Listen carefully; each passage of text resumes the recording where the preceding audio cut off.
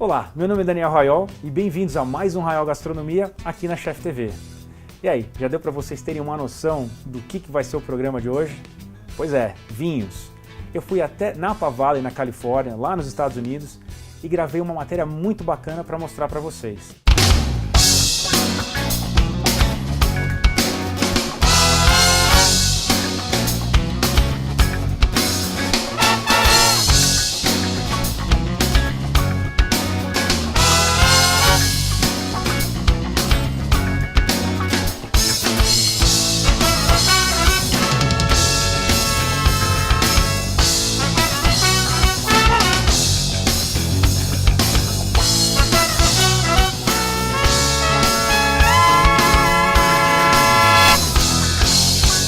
Pessoal, no programa passado eu mostrei para vocês a adorável chefe Dona Scala do bistrô Don Giovanni em Napa Valley, na Califórnia. E nessa viagem por Napa, não só eu tive a oportunidade de conhecer pessoas, restaurantes e lugares maravilhosos, como também eu aumentei muito meu conhecimento sobre vinhos. Para quem não sabe, Napa é considerado um paraíso para os amantes de vinhos. A região não é a maior produtora dos Estados Unidos, mas com certeza produz alguns dos melhores vinhos do mundo. No passado, alguns europeus torciam o nariz quando se falava em vinhos americanos. Mas foi em 1976, no Hotel Intercontinental de Paris, num evento chamado de Paris Tasting pelos americanos, que 6 importantes vinhos franceses competiram contra 4 chardonnays de 1973 do Chateau Montelena, que fica lá em Napa Valley. E em uma degustação às cegas, os júris foram unânimes e deram a Chateau Montelena a pontuação máxima. Isso fez com que Napa Valley entrasse no mapa do mundo dos enólogos e mudou para sempre a história dos vinhos americanos. Hoje, o enoturismo de Napa atrai visitantes do mundo inteiro. Eu mesmo fiquei maravilhado com os restaurantes, a paisagem e as vinícolas. Eles constroem estruturas maravilhosas para produzirem seus vinhos e receberem os turistas, desde chateaus bem clássicos até estruturas arrojadas e modernas. Muitos deles constroem cavernas nas montanhas de suas propriedades, que são como túneis onde produzem e armazenam seus vinhos. Isso por conta da umidade do ar, temperatura e quantidade de luz. E esse é mais um ponto em que temos que tirar o chapéu para os americanos. Quando eles se propõem a fazer algo, realmente eles não poupam investimento. A vinícola que vou apresentar para vocês hoje é chamada de Fleury Winery e é considerada pelos americanos uma vinícola boutique por ter uma produção pequena, porém de altíssimo nível. Essa é a Michelle. A Michelle é a gerente da vinícola e nos recebeu com muito carinho. Foi ela que nos levou para uma tour do local. Eu perguntei a ela o porquê daqueles enormes barris logo na entrada e quase não acreditei quando ela me disse que eram os banheiros. Dá para acreditar? E dá só uma conferida na decoração do banheiro. Depois, fomos ao prédio principal, que é como se fosse uma espécie de armazém, onde ficam armazenados a maior parte dos barris produzidos, onde também se encontra o laboratório de desenvolvimento dos vinhos. E não podemos esquecer da sala de degustação. A sala também é toda estilosa, um design incrível. Ao lado de estruturas metálicas, você vê móveis de mais de 200 anos. Gente, essa tenda branca foi feita com o paraquedas da Segunda Guerra Mundial. Olha só que legal. O David é o maior responsável pelos sabores criados e pela produção dos vinhos deles. O David nos apresentou praticamente todos os vinhos que eles produzem e deu várias dicas de como identificar e classificar os sabores dos vinhos. Realmente, o cara manja muito. E se você quiser saber mais sobre essas dicas, acesse o meu site, raiolgastronomia.com.br. Eu vou colocar várias dessas dicas lá. Esse vinho que estou provando direto do barril é o vinho mais caro deles, um Cabernet da montanha de Howell Mountain e que chega a custar mais de $300 no restaurante. Mas o trabalho dele não é só ficar provando e criando sabores, não. Ele também é engenheiro agrônomo, e a maior parte do trabalho dele está no cultivo e acompanhamento do desenvolvimento das parreiras. Este é um processo extremamente complexo, e daria pra gente falar horas sobre ele e o cuidado que eles têm com cada uma dessas plantinhas. Só para vocês terem uma ideia, eles só deixam crescer um cacho de uva por parreira para intensificar o sabor do vinho. E isso, é claro, que aumenta a qualidade, mas também diminui a produção e, no final das contas, acaba aumentando o preço dos vinhos. Muitas vezes, quando tomamos um vinho em um restaurante, nem sempre lembramos do processo cuidadoso que está dentro daquela garrafa. Bem, gente, vinhos e Napa Valley ainda vão gerar muito assunto para vários programas do Arraial Gastronomia. Mas, para complementar este aqui, eu fui a Decanter em São Paulo, onde podemos encontrar alguns vinhos californianos e um pessoal que entende muito do assunto, para te ajudar a escolher aquele vinho que você está procurando. E aí, vamos lá?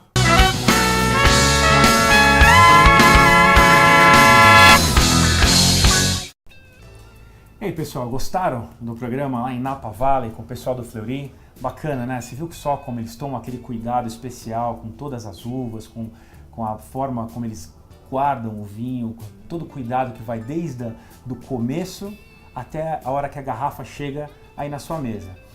Bom, e para falar um pouquinho desses vinhos aí da Califórnia e como é que anda o consumo dos vinhos californianos aqui no Brasil, para vocês entenderem um pouco mais, eu liguei para o meu amigo aqui, o João Renato.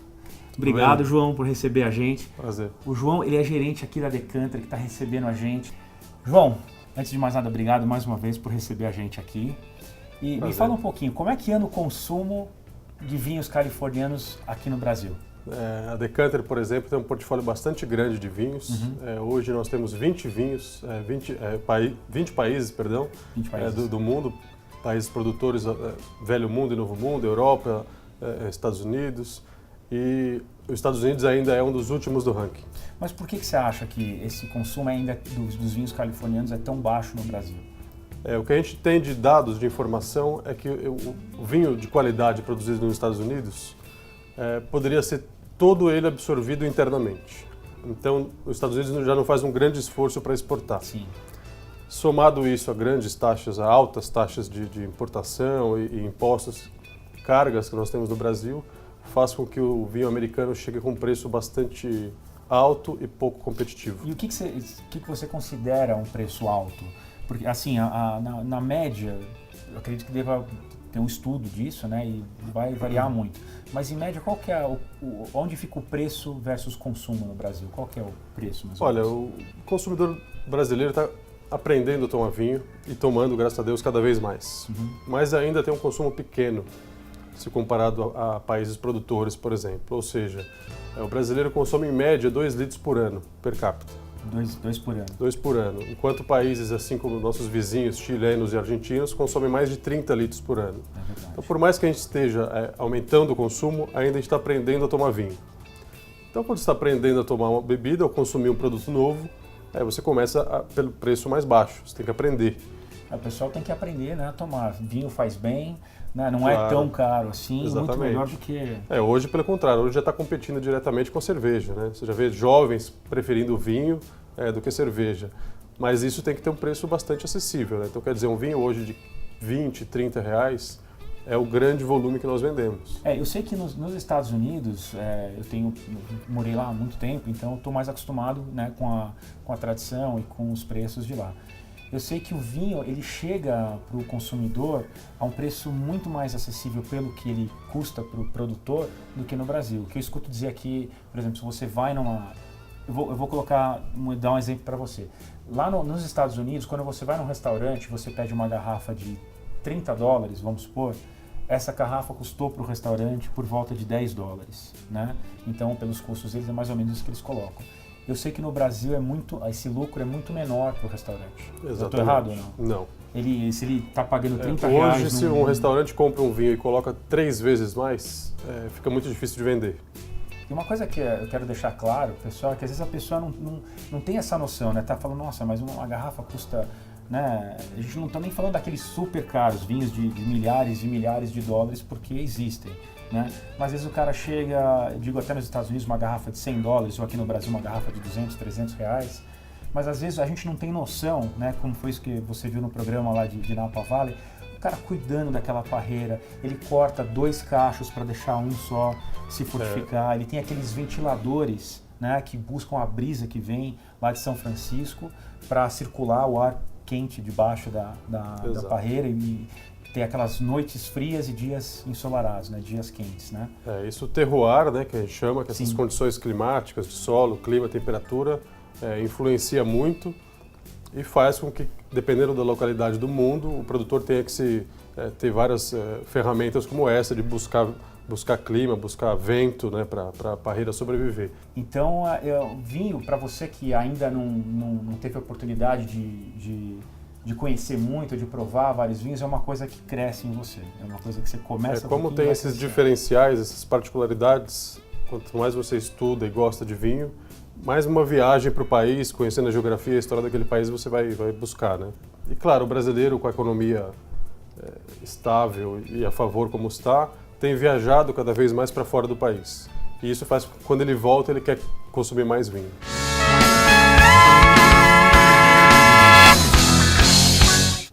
Hoje em dia tem muito essa discussão mundo novo versus mundo velho, né?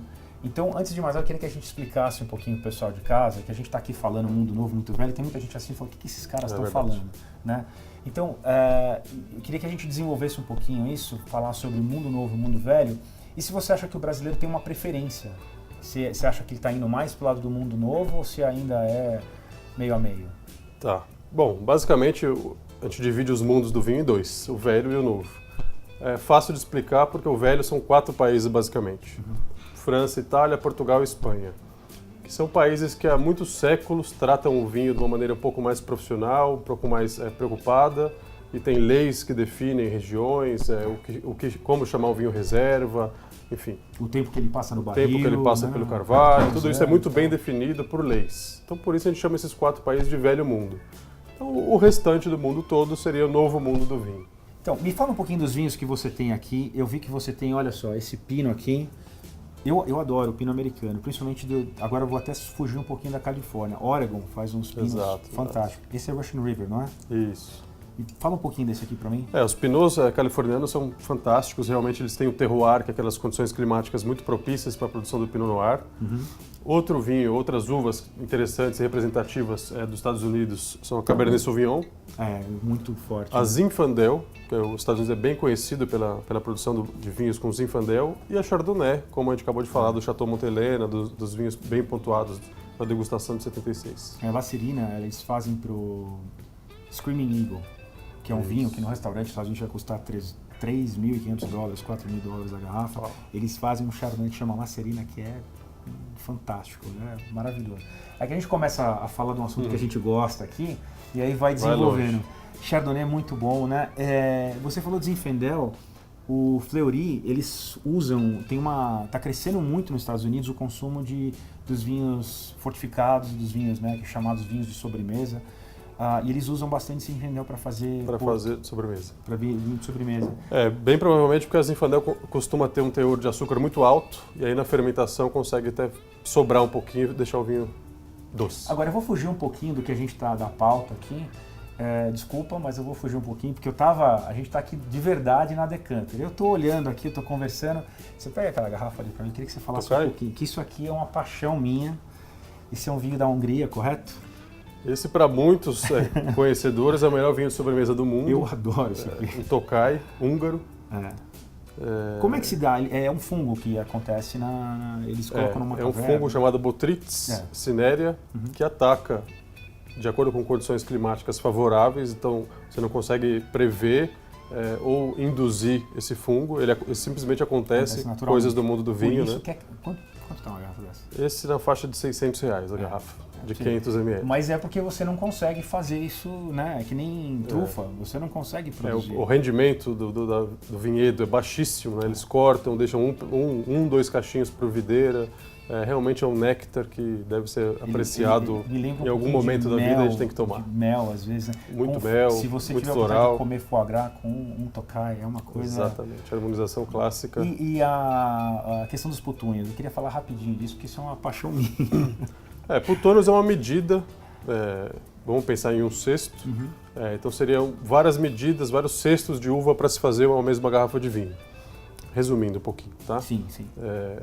Então, o essência seria acima dos 6 putônios. 6 putônios é o máximo, o essência seria o néctar, né? Quer dizer, o sumo que escorre daquele tanque lotado de uva, a parte mais concentrada de tudo aquilo faz o tocar a essência. Vocês têm que vir provar. Quer dizer, é para se apreciar com colherzinha. Com certeza, porque um pouquinho. É fantástico. É uma coisa delicada, é um vinho muito especial para uma data especial, para uma ocasião especial, né? Exato. Que você pode ter na sua casa, mas você tem que vir aqui na Decanter, conversa com o João Renato e vinho californiano. Esse aqui não tem nada a ver com a nossa pauta, mas eu vi na estante ali, eu falei, não vai dar para não falar desse vinho, porque é até difícil de achar no Brasil, né? Não é tão bem fácil difícil. assim, né? A produção é mínima, né? Bati os olhos aqui, estava ali na prateleira, ainda comentei com você, né? Legal. Bacana. Bem, gente, eu quero agradecer muito mais uma vez a presença de vocês agora aqui na Chef TV, minha parceira agora nos programas aqui no Brasil. A gente vai estar sempre buscando trazer alguma coisa de fora e trazer pessoas bacanas que nem o João, que está aqui ajudando a gente, né? Dividindo conhecimento. E eu tenho certeza que vocês vierem aqui procurar esses vinhos, vocês não vão se arrepender, tá? E eu vejo vocês no próximo Raio Gastronomia. Obrigado, tchau.